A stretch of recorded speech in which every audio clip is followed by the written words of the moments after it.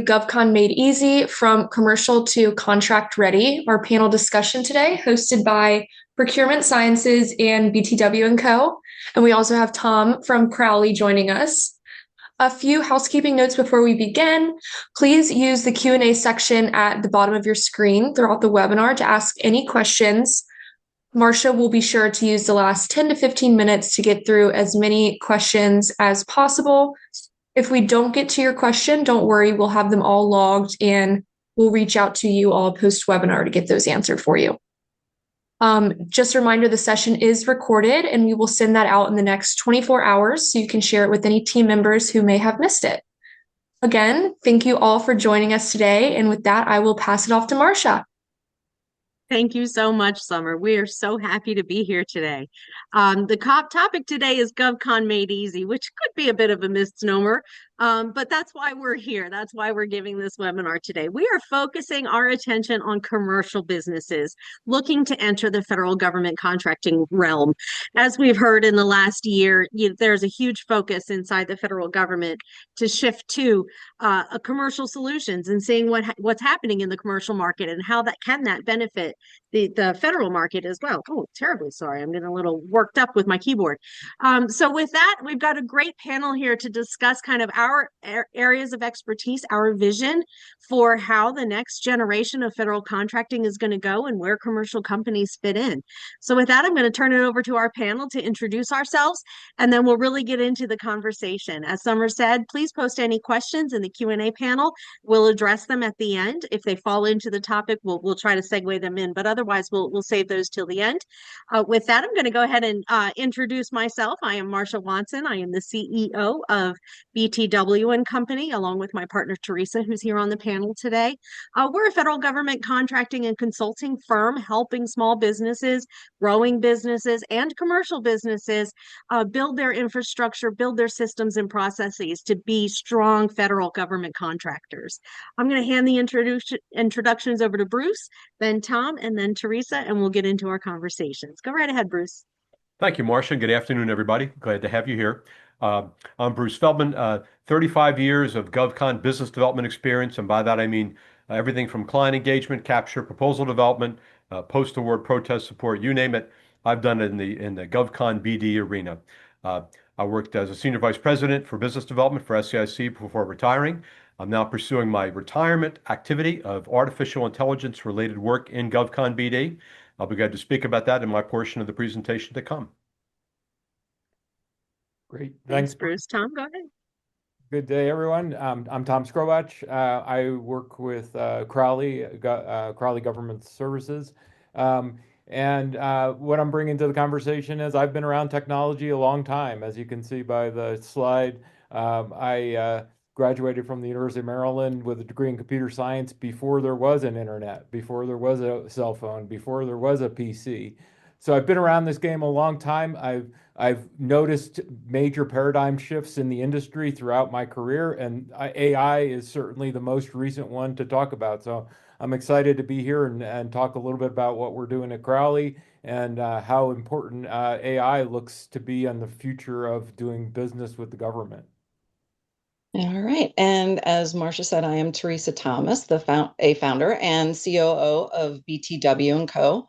I've been in proposals since I was a proposal coordinator, and I've worked my way up through every role.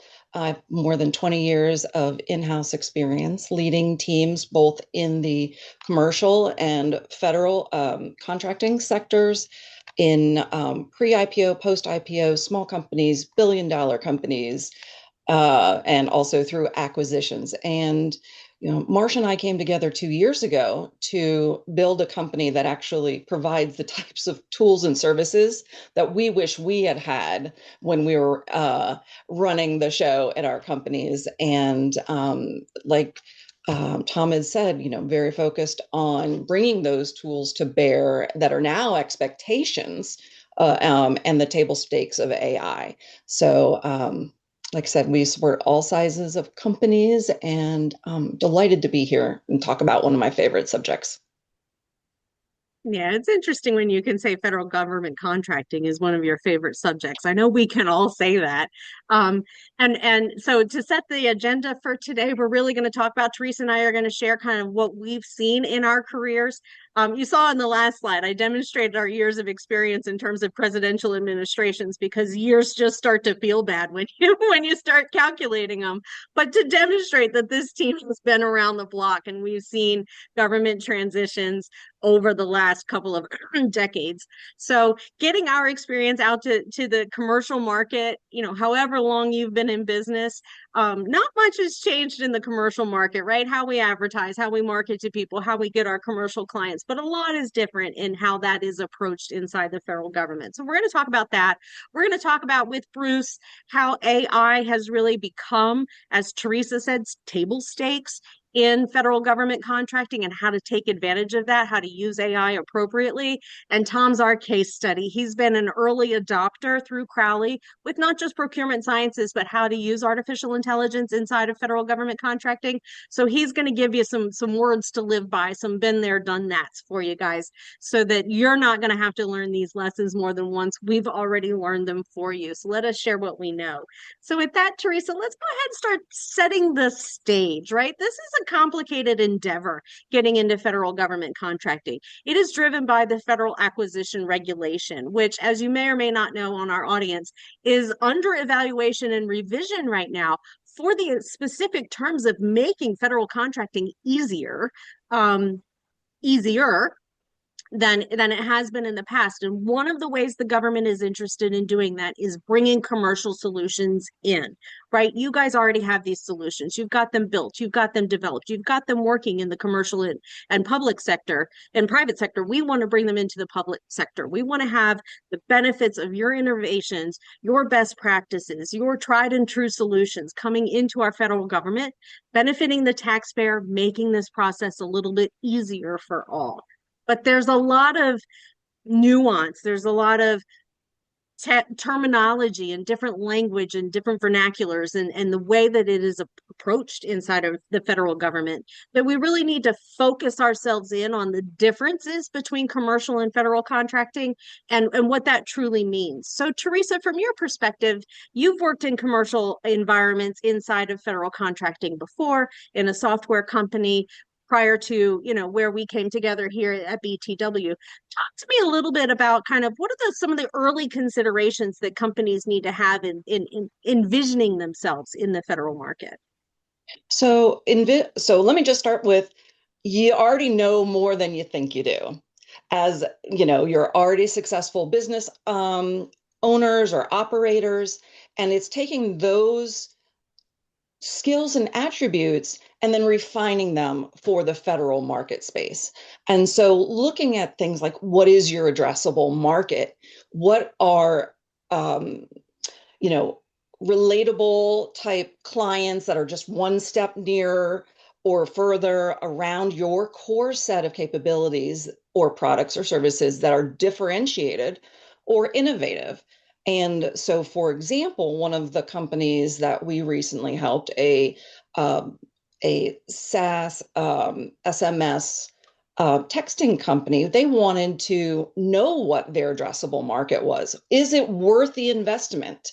Will they get the return on investment? So we helped them to define what it is and how they could go about entering the market should they choose to, and what that strategy would look like. And so that was one approach. Another company that we worked with took one as used a partnership to help get them in, and was quite entrepreneurial in noticing that the product that they made could be used in the federal government to solve a problem that they had. So they knew the client that needed the help, but they had no access to that client. So they found a partner.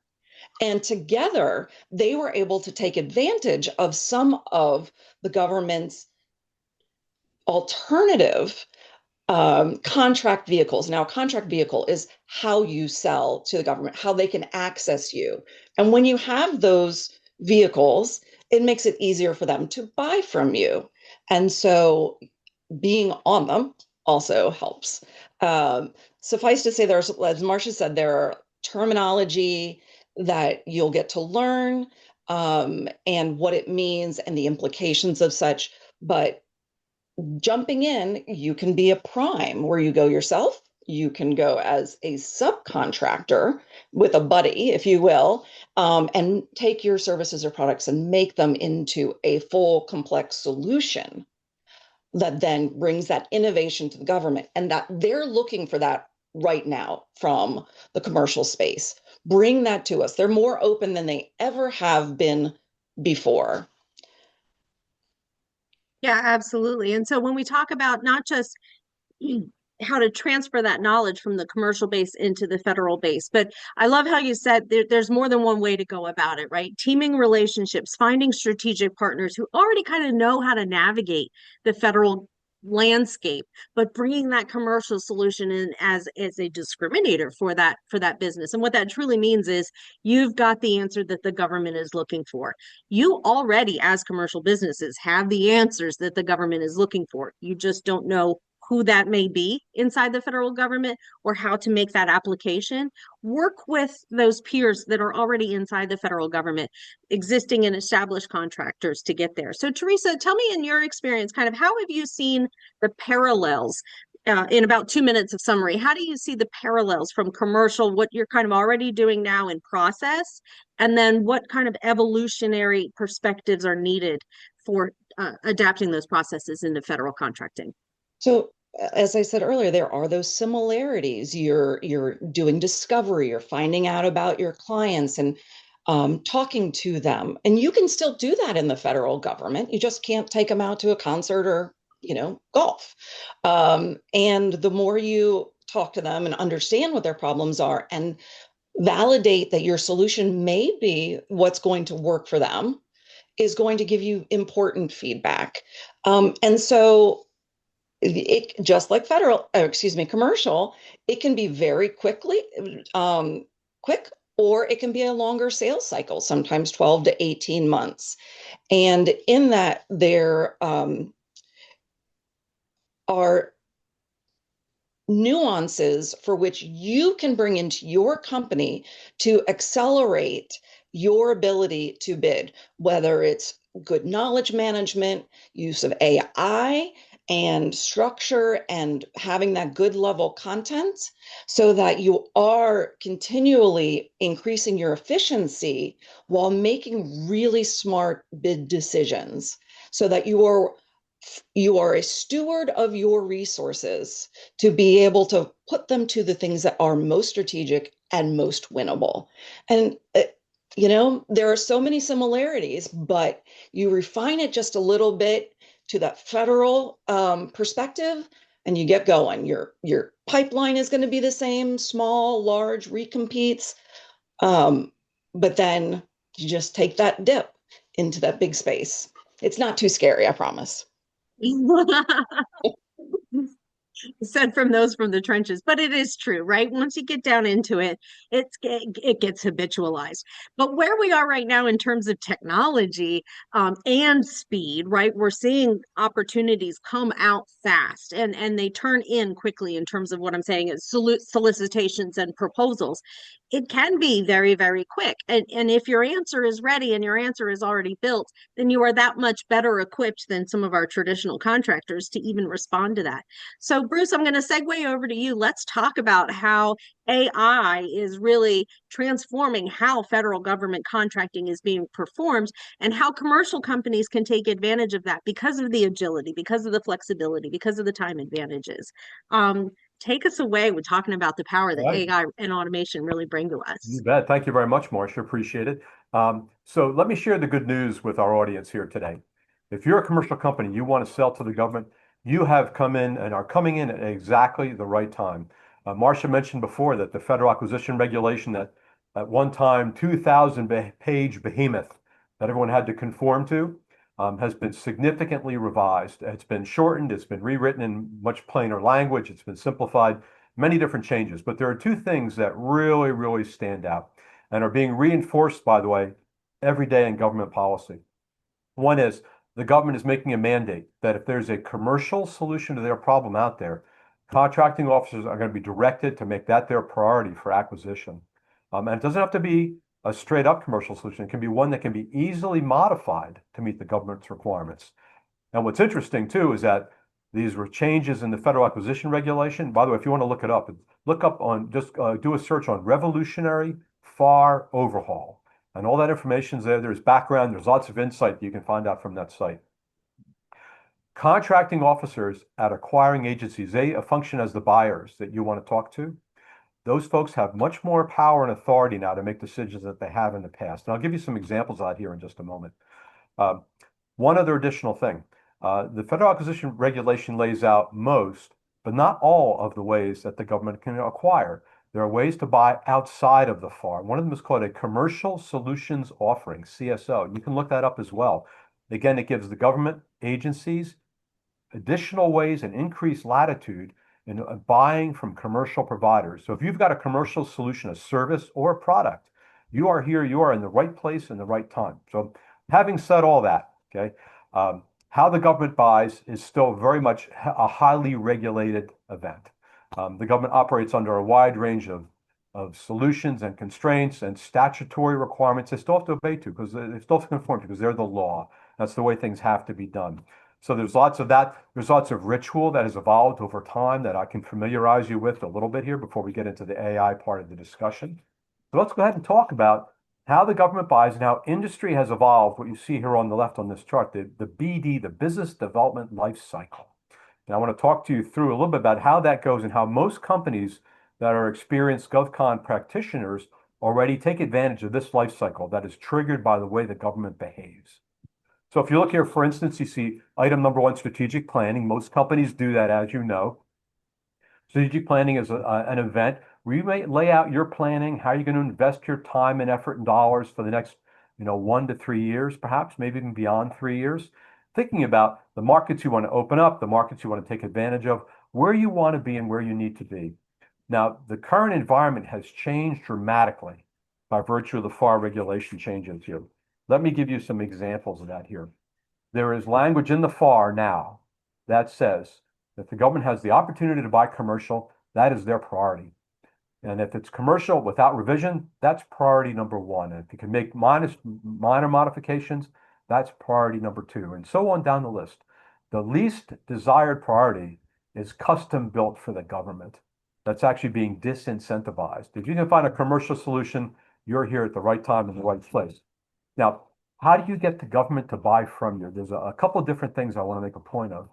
As you're doing your strategic planning, you want to identify contracts that the government routinely uses to buy things. They're called GWACs, government-wide acquisition contracts. Any government agency can use them. They're administered through a particular government agency, the Government Services Agency, or GSA. Some of the contracts they have are judged as best in class, or BIC, B-I-C. Again, additional preference is given to those contracts. Not every company has one or is going to get one. So one of the things you want to do in your strategic planning is identify those customer agencies that are most likely to want to buy your commercial product or service, and then find out where there are prime contractors on the GWAC who want to sell to that agency. So that agency can access you as a subcontractor, partner, or teammate to that GWAC BIC contracts prime offerer. So there's research to be done. The AI, that in particular Procurement Science's Awarded.AI platform, for example, is one of a number of business development, what are called domain-aware platforms designed for GovCon BD. You now have the opportunity to do research with that platform to identify which agencies use which GWAC contracts, what they want to buy that you might have in your product or service portfolio today. So you can take advantage of that, make that part of your strategic planning. So over the next year or 2 years or 3 years, establish the relationships with those government GWAC prime offers and get an invitation to join their team so government can access your product or service through that contract. One additional consideration, you may want to see if you are eligible to be judged a small business or under a socioeconomic category, and there are a number of them, where opportunities are set aside specifically to limit competition to enable small businesses to flourish and thrive. And you can get a small business certification if you meet the standards through the Small Business Administration. Another strategic consideration for you to look to.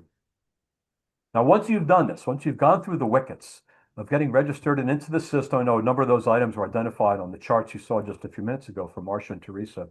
Once you've done that, you can now start accessing that universe of opportunities that are out there in the government, and there are many. I mean, the government buys or executes hundreds of thousands of acquisition actions every year. If you want to be part of that opportunity, you need to find those acquisition actions that are most relevant, that are the best fit for your product or service. And how do you do that? Well, one thing, as mentioned previously, is get registered on sam.gov, where the government posts many, but not all, of its major acquisitions for the year. And you can use AI to identify those opportunities that are a best fit for your capabilities, whatever it is you might want to bring to the government's attention. You also have the ability then to go in and talk to contracting officers about if your opportunity is in the right price range using what they call simplified acquisition procedures. That's all described in the FAR revision, but basically it says the government has a lot of latitude to buy commercially direct from you, fixed price, just as you would sell to a commercial entity at contracting officer discretion. That's a very powerful thing. If you go in and make the case to that individual, find that name and that person, and go talk to them about how you can then, having identified an opportunity, satisfy their needs. And that kind of takes us into the next subject here, having identified opportunities. Let's talk about what industry calls capture. Capture is characterized by your ability to go out and find information that positions you to win your business. Now, a lot of that is about the customer agency, and in particular, identifying and speaking with those key buyers in the organization that are most likely to want to buy what you have to offer. And again, AI can help you do that kind of research on agencies, what they have bought in the past, what they might be looking to buy in the future. So you can identify the grounds and those agencies where it's best to invest your time and effort and money in establishing relationships and bringing your capabilities to their awareness. So they understand what you are capable of and what can be done. And that's very much a research thing. And you will literally perhaps call a person directly, call a small business liaison office, call a competition advocate, whatever it might be. You'll make that phone call. And once you do, you have opened the door to being able to sell commercially to the government. The government wants you to make it possible for them to buy with commercial terms and limitations. Again, no more necessarily having to go through the elaborate government competition ritual. If you want to prime a major opportunity that's competitive, full and open, then yes, you'll have to go through the conforming RFP process, generally speaking, one of the non-FAR vehicles like operational transaction authorities. But having said that, it's very much to your advantage to promote yourself as able to provide a commercial solution to a government problem. That is the key that will unlock the door for you. We'll also hear about proposals. You can see that again in the BD life cycle chart. Now, you're going to have to prepare documentation that meets the government's requirements to explain why your product meets their needs. And again, it's very heavily regulated how the government requires and evaluates information. For a commercial sale that's below the simplified acquisition threshold, it may be just as straightforward as the actual marketing material and pricing material that you have to offer. The government might ask for more. If you're going to be part of a competition, that's a very highly regulated business. The FAR continues to be revised. I know Teresa mentioned before, maybe your commercial product will be part of a more complex solution that's going to meet a government need. Well, the offerer who embeds your commercial solution into their offering will receive credit in the evaluation process that increases the likelihood of their winning a successful award of that contract. So again, very much to your advantage. Another key thing is the government has made it clear they want to buy things that they can get fast. In fact, there was a leaked memo out from the Department of War just last week, basically making the case that we want it fast. We don't want it perfect. Let us buy quickly, test it out in the field, see what needs to be changed, and make the modifications. So let's not wait 2, 3, 4, 10 years to acquire something. If you've got something off the shelf, the government now has a mandate and direction to contract officers to buy commercial. Again, that all works very much in your favor, not only in the capture process, but in the proposal process as well. When you write your proposal, make sure it's clear that you're a commercial offer and the value and the way you can help improve mission outcome and contract outcome by virtue of the government selecting your product and offering. So that's kind of an art. You have to know how to explain it to the customer, how your product and offering will help them achieve better results. That's a key part of the dialogue you want to have during the capture process. And then post-award, when the government makes an award, Industry often, but not always, has the opportunity to protest that decision if somebody's disenchanted or feels like an evaluation wasn't conducted properly. Again, AI can help you with all this and positioning yourself to make the best case for your capability, write a compelling narrative that explains why the government should pick your capability, and then if things don't go your way, evaluate the government's decision and perhaps make the case that you should have been the awardee and go through the protest process. Let me ask you to go to the next chart here, please, Marcia. So let me summarize then how a platform like Awarded.AI, that's the Procurement Sciences AI for GovCon business development platform, and it supports commercial as well as traditional GovCon providers. Okay?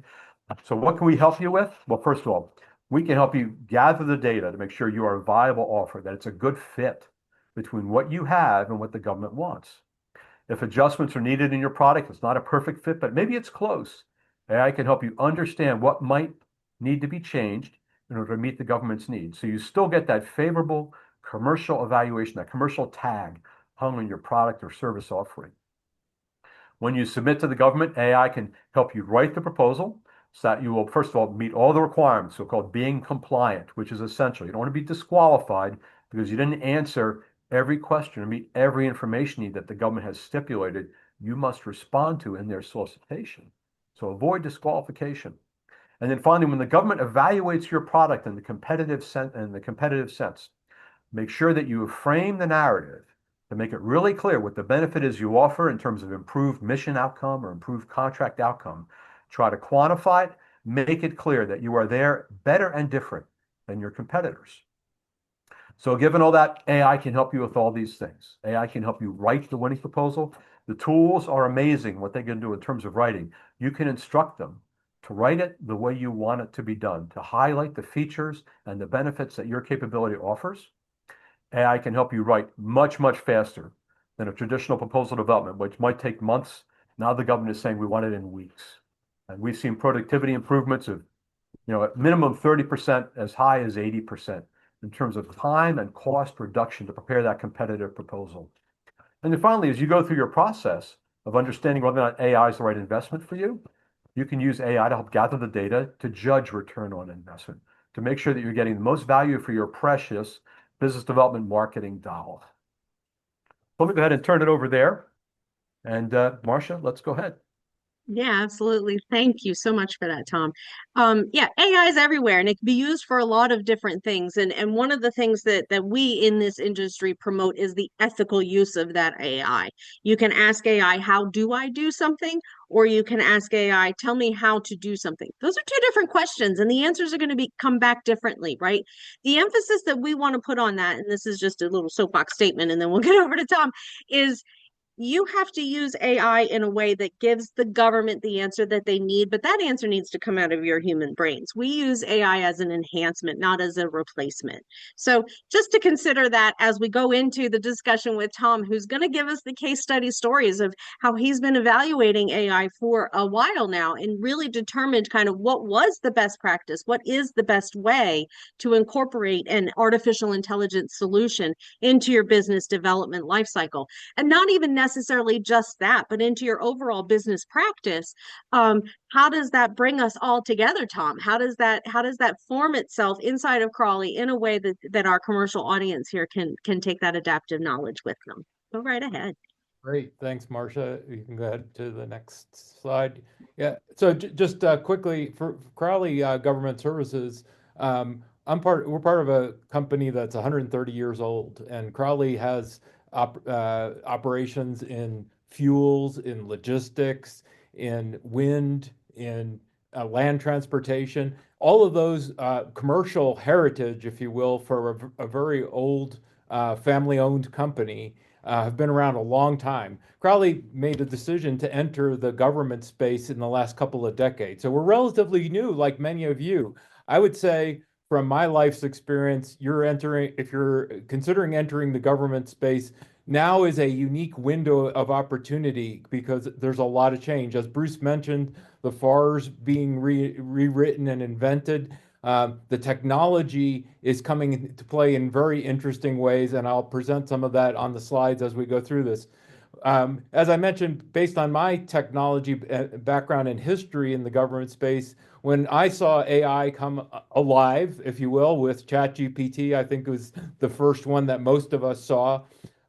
We recognized very quickly in Crowley Government Services that this was a paradigm shift, that something we had been longing for. And by the way, I was a consultant in the government space for 15 years, and I got to survey many of the large competitors in the government space and how they were doing government business.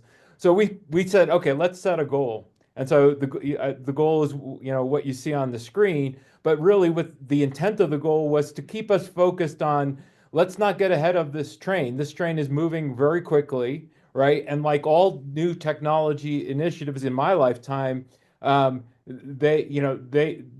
a lot of buzz in the beginning, and then it settles into, take the iPhone as an example, iPhone and the Android. There were a lot of competitors 20 years ago. That market has sorted itself out, and will likely do the same thing. So we set a goal to really gain efficiencies, because we can see how do we constantly repurpose the history of both commercial and government wins in Crowley, and take advantage of technology to make that simpler and more efficient. So let's go to the next slide.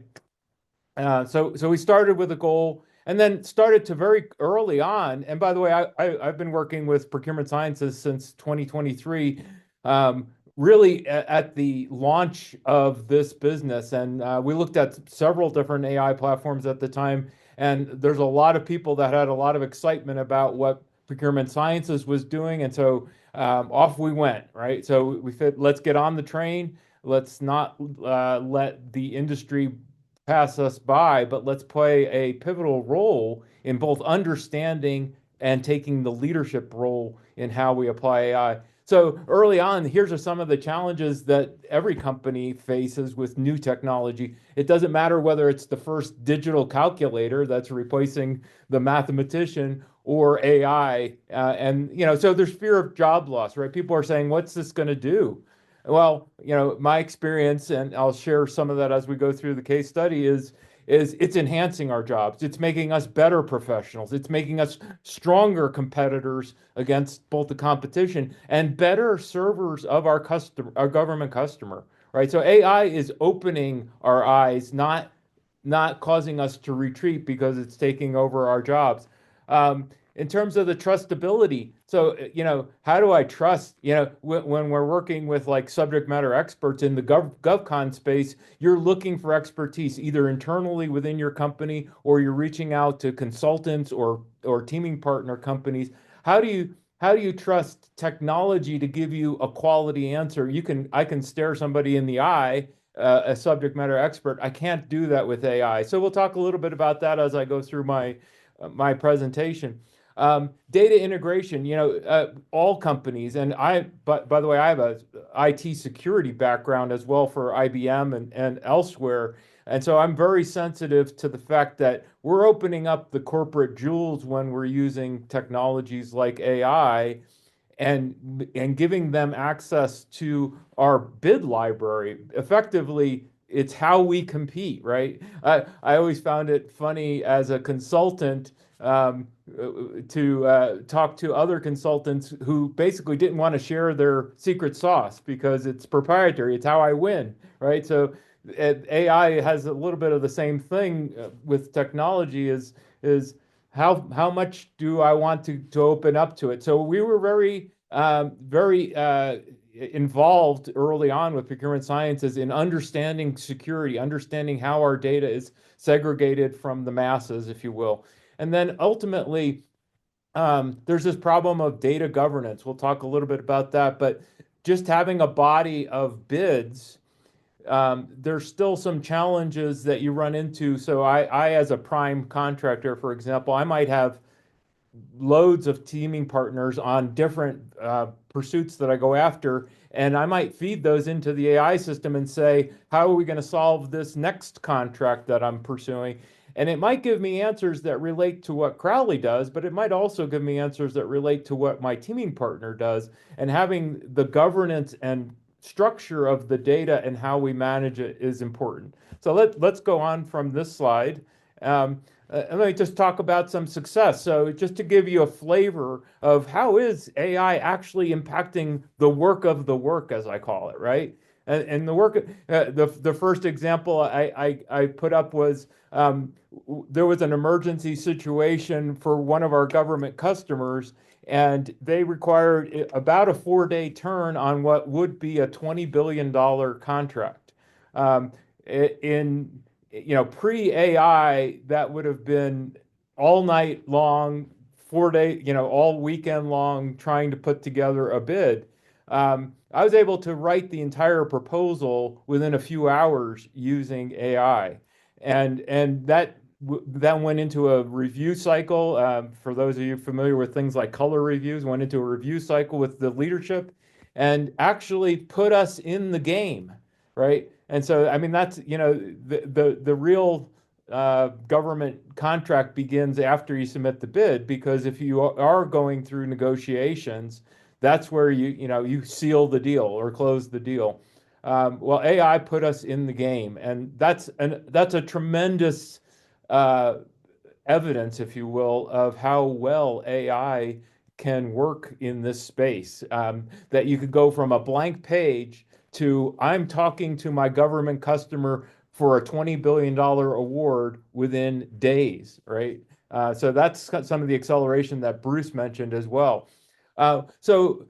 We've been very cautious about AI in the early time frame back in 23. In the more recent time frame, I would say the quality of the response we're getting out of AI is very impressive. Like, it's actually meeting or exceeding some of our top consultant advisor inputs on a lot of things. And so we're using it um, on a daily basis. As you know, so for those of you not familiar with the whole government contracting, Bruce alluded to a lot of it, but when you get into early stage deals in the government, we'll put out a request for information. It's basically their market survey. And so what you're trying to do then is shape the government's thinking towards your particular company solution, right? So you can use AI to respond to market surveys. It's not restricted to proposals. It's really the entire capture and BD life cycle that it applies to. So we can use it very effectively for task orders, for RFP responses. The other thing I'll just quickly mention, if you're not familiar, the two major types of bids that you're going after are what are called LPTA, low price technically acceptable, which means there's no more acceptable. You just got to get a compliant response and answer the government's needs, right? And then your price dominates at the end of the day. But there's also something called a best value competition, and that continues with the new FAR rewrites. Best value, we're talking the $1 billion class deals, right? And I've been involved in more than a dozen $1 billion pursuits in my career. This is where AI can get really interesting at helping you zero in on the scoreable elements of your deal that will allow you to get an award even at a higher price than a competitor, right? So the government will, in fact, in that type of contract award. So anyway, AI has lots of interesting uses. Yes, it's helpful to write a proposal, but it's also very helpful to explore the art of the possible with regard to the requirements that the government has. And so you can see, I've listed a lot of things. You can do a lot of your artifacts, like you could set up your compliant templates and response compliance matrices. I've used AI very effectively to do major color reviews. So if you're familiar with the cadence of a proposal, it typically goes through what we would call like a pink, red, gold, white color review. And in those reviews, at least some of them, you're using evaluator score sheets to pretend you are the government evaluator and assess what your score is. AI is wonderful at taking the solicitation, taking your proposal, and taking a scoring methodology and putting that all together and saying, here's some areas you could really improve because I can't find the answer to X, Y, or Z, right? So lessons learned. On this next slide, So out of all of that, again, we've been using AI. I have a team of about 7 people that have access to the Procurement Sciences platform. We've loaded in thousands of our bid files, and so now let's talk about practical. What do you have to worry about as you get into this? Well, there's a phenomenon called hallucination. Most people are probably familiar with that today, but it's where the AI projects an answer that's not based in fact, right? And so, so it's the old adage is garbage in, garbage out. And if you don't give real consideration to how you set up your knowledge management and your historical record, let's say, of your company, then AI has this hallucination problem. I've been working pretty closely with Procurement Sciences for these 2 years, and there's some great features in their tool that address this. Two that I'll mention are the company profile and what's called the knowledge base, but what I would call a project profile, are extremely helpful in making sure that you have well structured data to operate on for your bids, and you can therefore improve your trust of the outputs and reduce your time. Because if you can't trust the output, then you have to still spend some amount of time validating it on the back end, which you do anyway. Yeah. Um, so it substitutes, but for experts, but it doesn't replace it, right? It's always a trust but verify. I've actually come to call AI my electronic subject matter expert. So Hmm. I use human subject matter experts and I use electronic subject matter experts to do bids. But in all cases, if I'm talking to a human, I trust but verify with another human. Same thing with AI. I have to verify its outputs. It's one thing that's very interesting that we've discovered with using AI is because it has been trained on the body of information in whatever industry you play, it can often project solutions that are above your current pay grade. In other words, they're better than your company is able to perform at. Pay attention to those. So it's not just about filling in the blanks and getting to the bar that the government is asking you to achieve in your bid, but it's actually projecting what other competitors are doing that may be beyond your capabilities. So, in terms of business planning and strategy, AI has some really valuable insights to help guide your development as a business and put you in a more competitive and profitable place. Um, let's see, just another one more on this slide. Uh, to avoid getting into the wait for the iPhone 3 mentality, right? So when the iPhone was coming out every year, a lot of people were saying, well, I'll wait for the next one. It'll be better. It'll be better. I recommend you don't wait when it comes to AI, that you get on the train and seek progress, not perfection, right? That this is a technology that's here to stay. I'm as convinced as I was when I saw the iPhone that this is going to be with us, right? It may evolve, it may change into its form and function, but this is a great technology.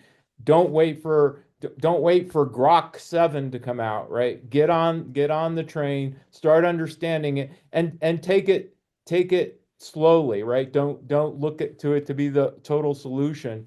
But to me, it's gaining its own momentum as we use it more and more at Crowley. Um, Yeah. let's go, let's go ahead. Tom, we got about 4 minutes left, and then we want to get to our Okay, takeaways. okay, I'll go quickly.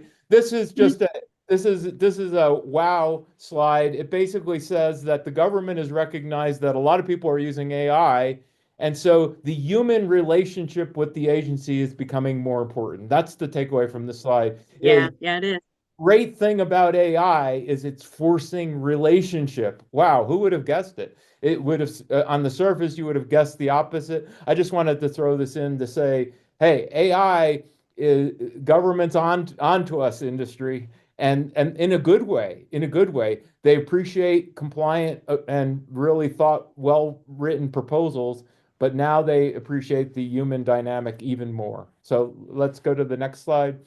Um, This is just a summary of some goals to give you an idea. Again, Crowley's very committed to digital transformation and innovation. We have a really robust policy and AI practitioners within the company. So there's a lot of attention. My focus is in the BD space, but we've got AI activity in all areas of the company and a lot of collaboration to really seek the best of the best.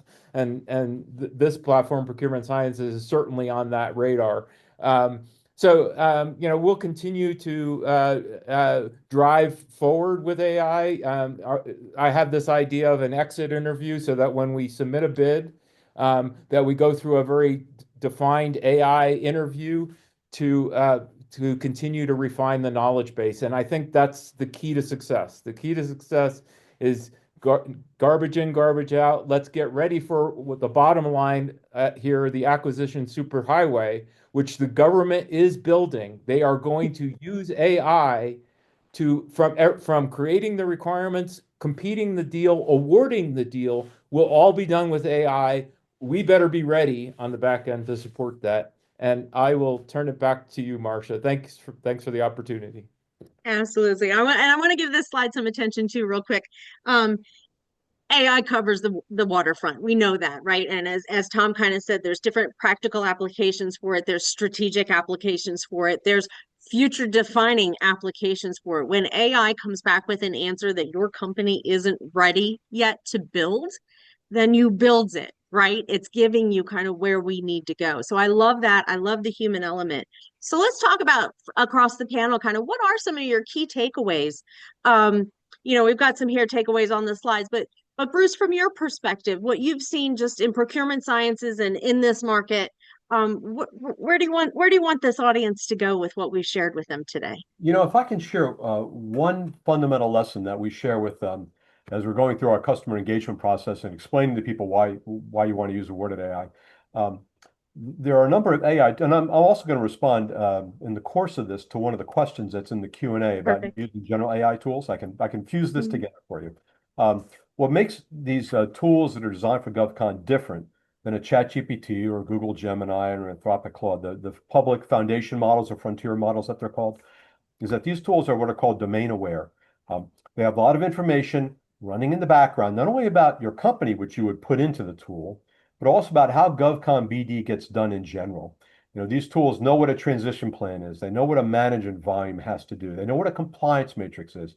If you're using a ChatGPT, all that stuff has to be explained because ChatGPT is not designed specifically for GovCon BD, and those words have other meanings, which might or might not be helpful to you if the AI reverts to those meanings. So that's kind of the big advantage there. So what's critical is being able to generate it, and Tom mentioned this, but I want to reinforce this a bit. It is easy to generate mediocre AI generated content. Anybody can do it. You can write a compliant mediocre proposal very, very easily and very quickly. You will rarely win. Okay? Because while you're writing a mediocre proposal, it doesn't explain clearly and crisply why you are better than the competitors, you will lose. Okay? So what you need to do then is know how to use AI to write not only to save time and money in the process to be more productive, but to generate higher quality winning bids and increase your win rate as well. So the time and effort you invest in proposals and cost is returned to you with awards. So to do that, you need a tool that understands how the government evaluates proposals, what they're looking, because the government doesn't evaluate proposals. They don't read them, they evaluate them. There are techniques that government evaluators use to score your bid.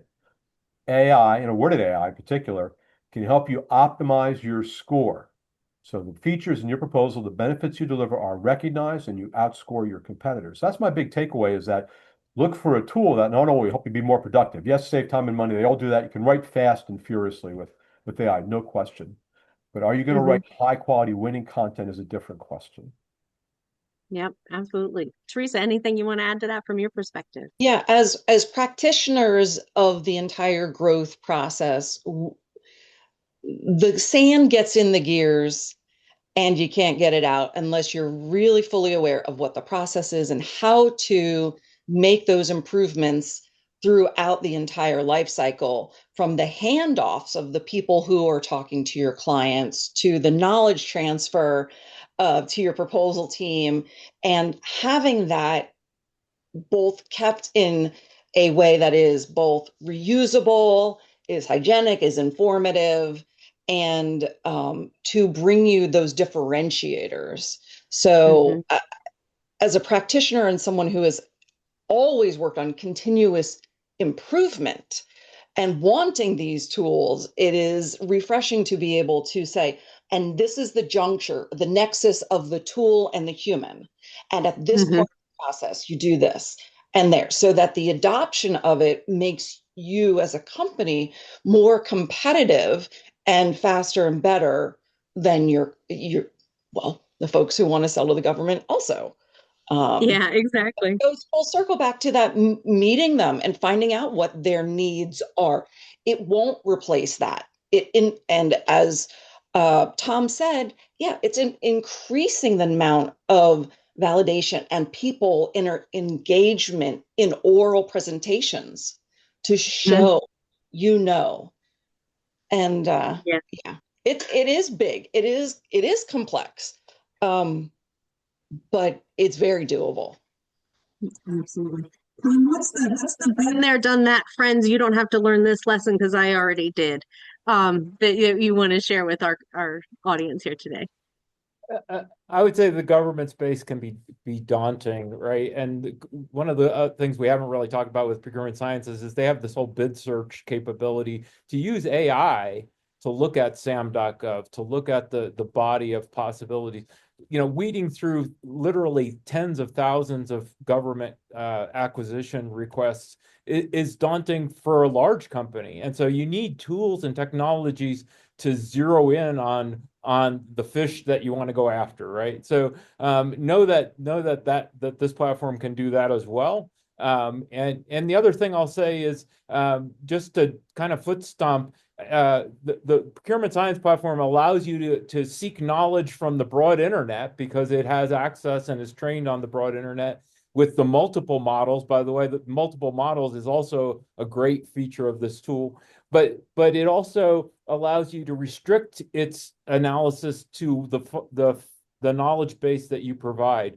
And so a lot of the government three-letter agencies, CIA, those kind of agencies, they're using small language models, is what they call them, to reduce hallucination and improve the output.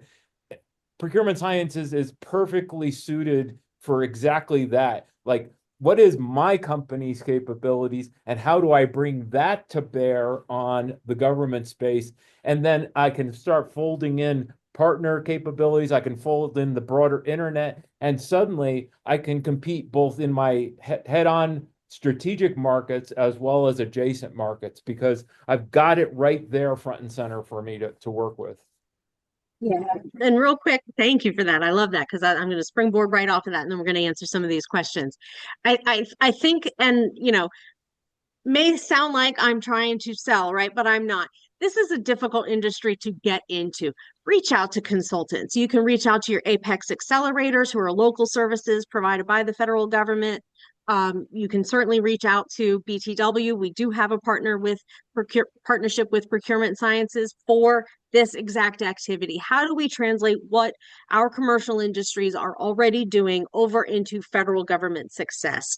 Trying to go it alone, take it from us, it's a long road. We can get you down that road faster. Not just us, any consultant, but so us. So Teresa, why don't you run us through some of these questions? Tom and Bruce, feel free to chime in with your answers. We got about 4 minutes left. Okay, this one is going to be pretty universal. How can private sector companies use partnerships to get into the public sector space? Who do you know? Right? Yeah. I'll jump in and just say that definitely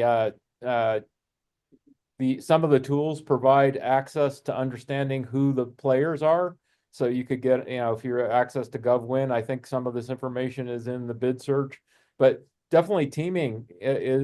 Even bigger companies like Crowley, our attack on new markets is often in a subcontractor role. So understanding who has the contract today, that's a great thing to look at, right? Who's the incumbent And then, and then can I partner with them or one of their competitors in the next round is a great way to go at it.